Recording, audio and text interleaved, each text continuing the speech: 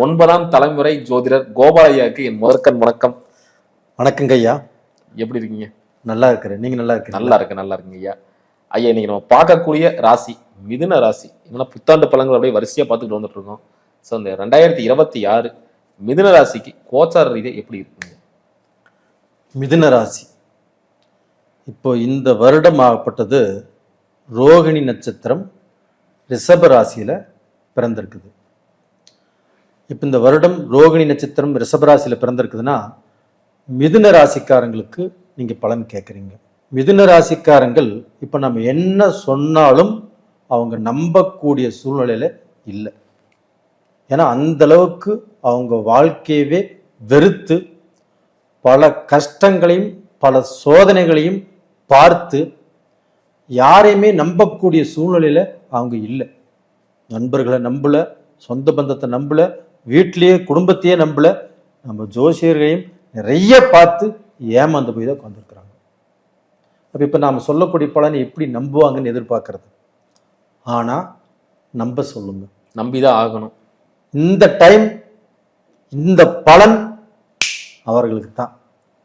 இந்த மிதுன ராசிக்காரங்களுக்கு இப்போ நான் சொல்றதை மட்டும் எழுதி வச்சுக்க சொல்லுங்க. இந்த வருடத்தில் இந்த கடந்த 3 வருட காலங்கள் 4 வருட காலங்கள் அவங்க எவ்வளவு கஷ்டப்பட்டாங்களோ, எவ்வளவு இழந்தாங்களோ, எவ்வளவு லாஸ் ஆனாங்களோ அது எல்லாத்தையுமே கணக்கு போட்டு ஒரு பேப்பர்ல எழுதி வச்சுக்க சொல்லுங்க. இந்த வருஷத்துல ஒவ்வொன்னா அதை டிக் பண்ணிட்டு வர சொல்லுங்க.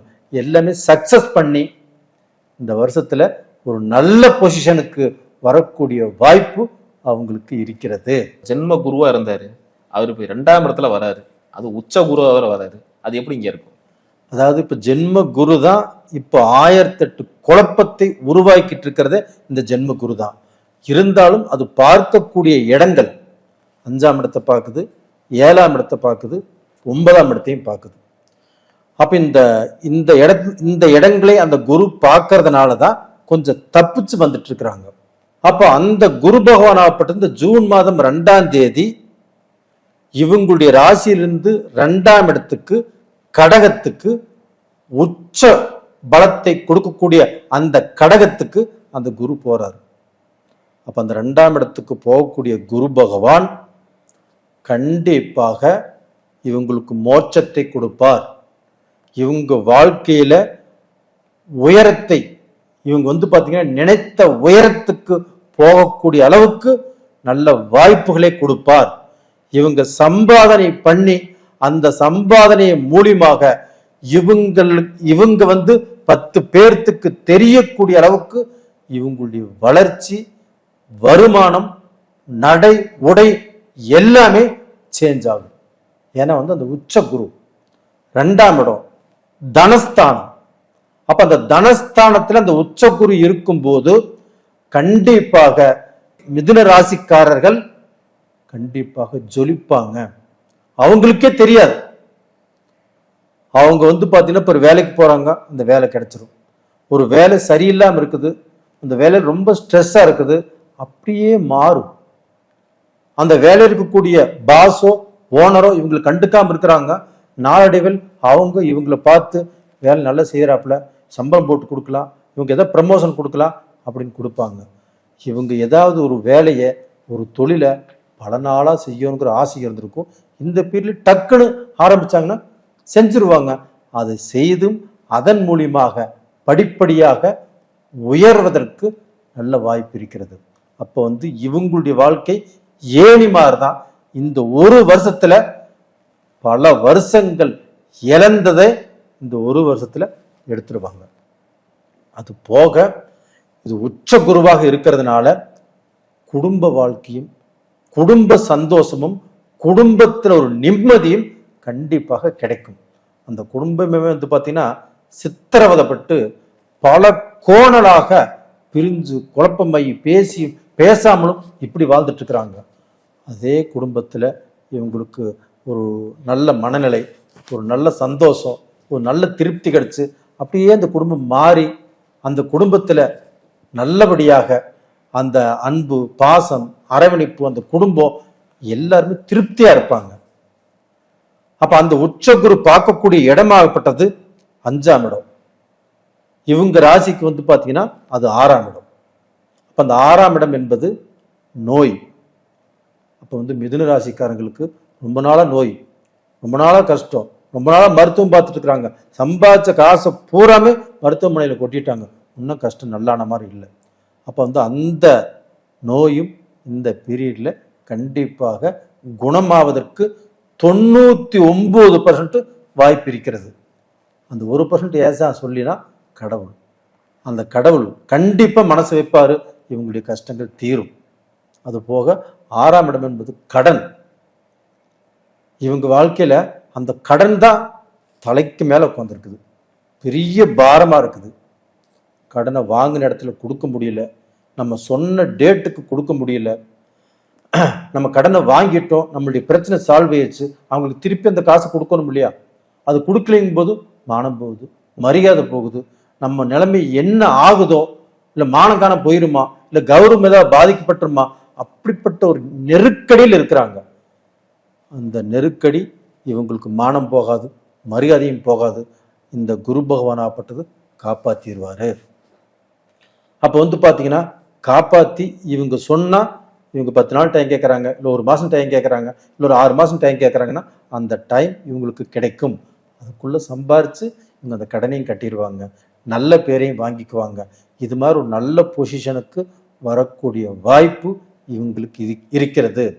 அது போக இவங்களுக்கு வந்து மிதுன ராசிக்காரங்களுக்கே எதிர்ப்பு ஜாஸ்தியாக இருக்குது.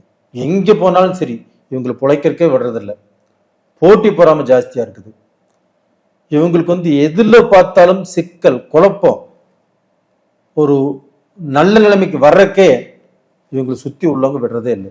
அது சொந்த பந்தமாக இருக்கட்டும், நண்பர்களாக இருக்கட்டும், பழக்க வழக்கமாக இருக்கட்டும், யாரால எங்கெங்கே பிரச்சனை வரும்னு இவங்களுக்கு தெரியாது. அந்த மாதிரி சூழ்நிலையில மிதுன ராசிக்காரர் வாழ்ந்துட்டு இருக்கிறாங்க. அவங்களுக்கு இந்த பீரியட்ல அந்த சிக்கல், அந்த அடுத்தவங்களால பிரச்சனை, நண்பர்களால் பிரச்சனை, சொந்த பந்தத்தால் பிரச்சனை, இதெல்லாமே தீரும். அதே சமயத்தில் சொந்தக்காரங்களில் யாரோ ஒருத்தர்னால இவங்களுக்கு ஒரு உதவி கிடைக்கும். அது வேணால் நல்லா நோட் பண்ணிக்க சொல்லுங்க. சொந்த பந்தத்தில் ஏதாவது ஒரு சொந்தத்தில் கண்டிப்பாக இந்த பீரியடில் ஒரு உதவி கிடைக்கும். அந்த உதவியின் மூலியமாக இவங்களுக்கு ஒரு நல்ல பலன் கிடைக்கும். அவங்கள வாழ்நாள பூரா மறக்க முடியாத அளவுக்கு அந்த உதவி இவங்களுக்கு இருக்கும். சிறப்புங்கய்யா. ஐயா நீங்கள் சொன்னீங்க இந்த வேலை விஷயம்லாம் கொஞ்சம் சிறப்பாக இருக்குன்னு. இந்த மாதிரி வெளிநாடு போகிறக்கான ரொம்ப பாசிபிலிட்டி இருக்குங்களா? சனி பகவான் தான் வெளிநாடு போகணும்னா, அந்த சனி பகவான் ஆகப்பட்டது இவங்களுடைய ராசிக்கு 10ஆம் இடத்துல இருக்கிறாங்க.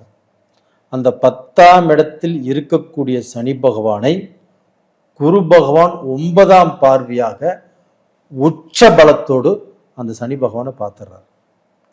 அப்போ அந்த சனி பகவானுக்கு பலம் கிடைச்சிருது.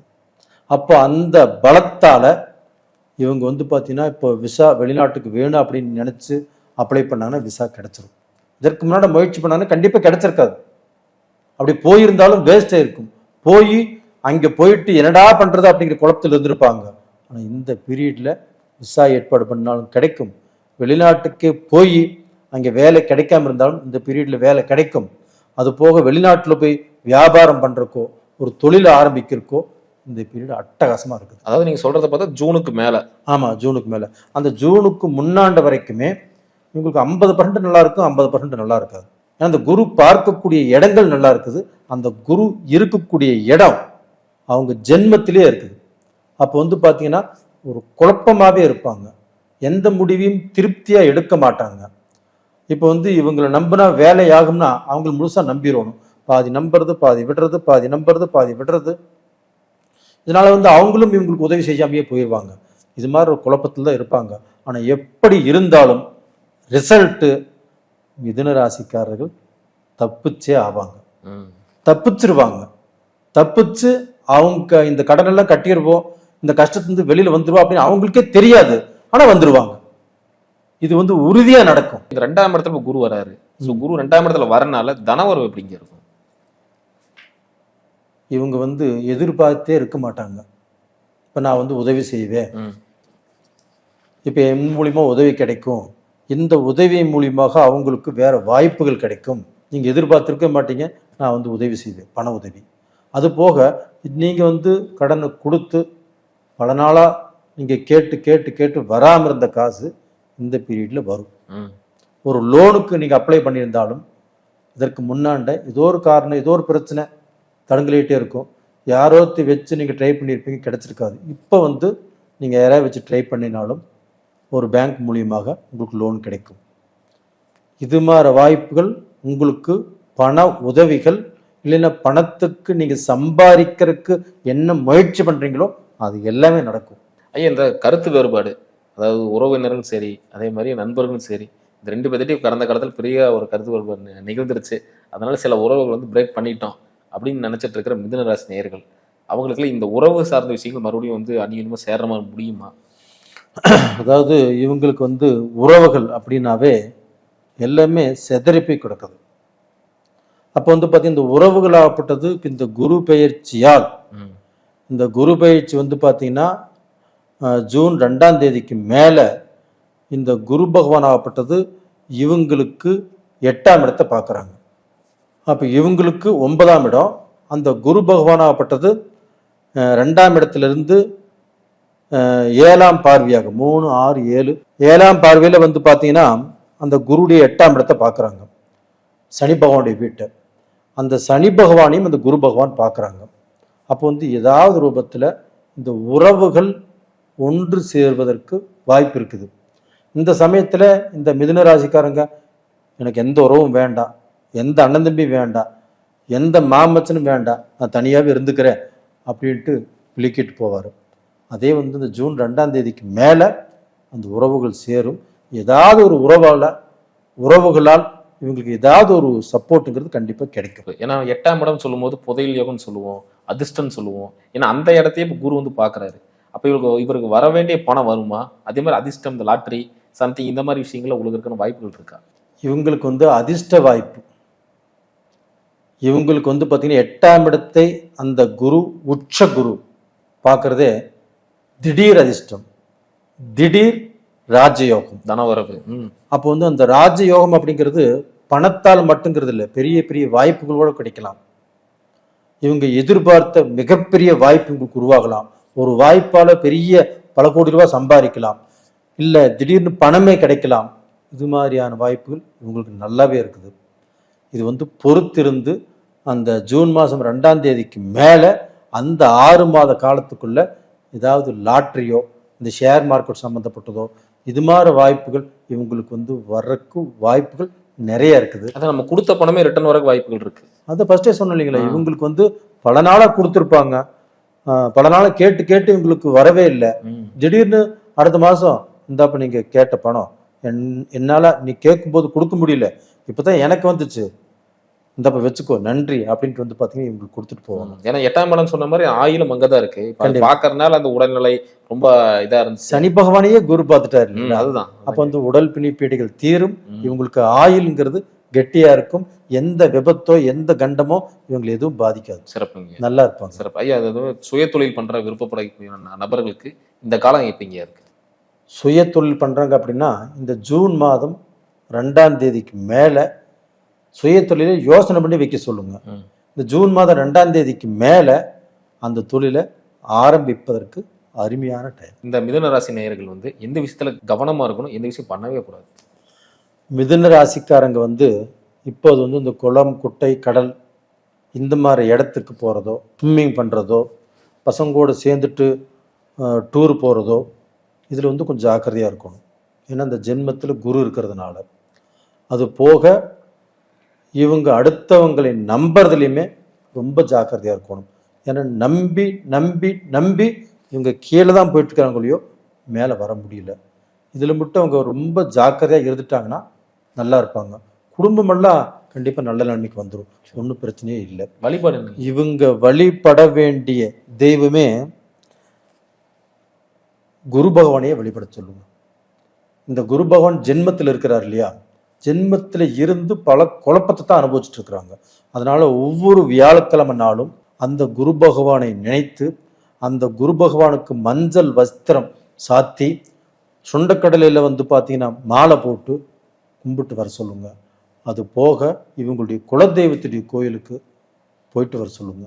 எத்தனை தடவை போனாலும் சரி, இந்த வருஷத்துல அந்த குலதெய்வத்து கோயிலுக்கு போவதற்குண்டான ஒரு பாக்கியமே, இத்தனை வருஷம் போனதுக்குண்டான பாக்கியமே இந்த வருஷம் கிடைக்கும். கண்டிப்பா நல்லா இருப்பாங்க. அதோட பலன் அனுபவிக்க போறாங்க. கண்டிப்பா. சிறப்பு, அற்புதமா சொன்னீங்க. மீண்டும் அடுத்த காணொளியில் அடுத்தடுத்த ராசிகளை பத்தி பார்க்கலாம். ரொம்ப நன்றிங்க.